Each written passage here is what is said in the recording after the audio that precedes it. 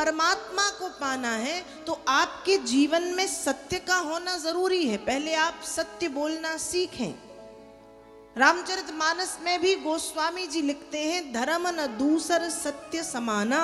सत्य के समान, सत्य के जैसा, सत्य से बड़ा कोई धर्म नहीं है। इसलिए सत्य होना चाहिए, सत्य बोलना चाहिए।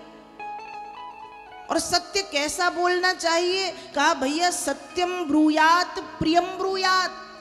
सत्य बोलो, लेकिन सत्य कैसा बोलो? कहा सत्य प्रिय बोलो। कैसा बोलो? प्रिय बोलो। आज लोग कहते हैं कि हम तो सत्यवादी हैं, हम तो सत्य बोलते हैं, भले सुनने में कड़वा लगे, पर शास्त्र हमको यह अनुमति, ये आज्ञा देते हैं कि सत्यम ब्रूयात प्रियम ब्रूयात। सत्य तो बोलना चाहिए, लेकिन सत्य भी प्रिय बोलना चाहिए। प्रिय मतलब सुनने में मीठा लगे, कड़वा ना लगे। क्योंकि ऐसा सत्य किस काम का कि आपने सामने वाले से सत्य बोला और सामने वाला वो सत्य सुन के पता चला डिप्रेशन में चला गया, या उसको मान लो ऐसा कोई सत्य सुन लिया कि अटैक आ गया, अपना हार्ट पकड़ के बैठ ही गया और सीधे सुधार गया। तो ऐसा सत्य भी किसी काम का नहीं ना। सत्य कैसा हो? कहा सत्य हो प्रिय। सत्य कैसा हो? प्रिय। प्रिय मतलब मीठा, इतना कड़वा नहीं बोलना चाहिए। सत्यम ब्रूयात प्रियम ब्रूयात। सत्य बोलो भैया तो प्रिय बोलो। कैसा बोलो? प्रिय बोलो। ये बिल्कुल मत कहो कि अरे हम तो सत्यवादी हैं, हम तो स्पष्ट वक्ता हैं, हम तो जो है वो वैसा बोल दे। अरे बिल्कुल बोलो, लेकिन बोलने का तरीका सुधार लो, बोलने का तरीका अच्छा कर लो, प्रिय कर लो, मीठा कर लो।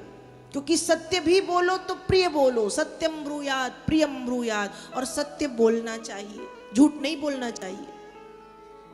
आज कई लोग ऐसे हैं, जब तक वो दिन में 100 बार झूठ ना बोले तो उनकी रोटी नहीं पचती, उनका भोजन नहीं पचता। पर आपको पता है, आप सबने, हम सबने ये अनुभव कभी ना कभी किया है कि यदि हम एक झूठ बोलते हैं तो उस एक झूठ को छुपाने के लिए हमको ऊपर से 100 झूठ और बोलने पड़ते हैं। आप बोल के देखो एक झूठ, और वो एक झूठ संभला रहे, उसके लिए ऊपर से 100 झूठ। इससे अच्छा ये है कि हम झूठ ना बोलें, हम झूठ ना बोलें।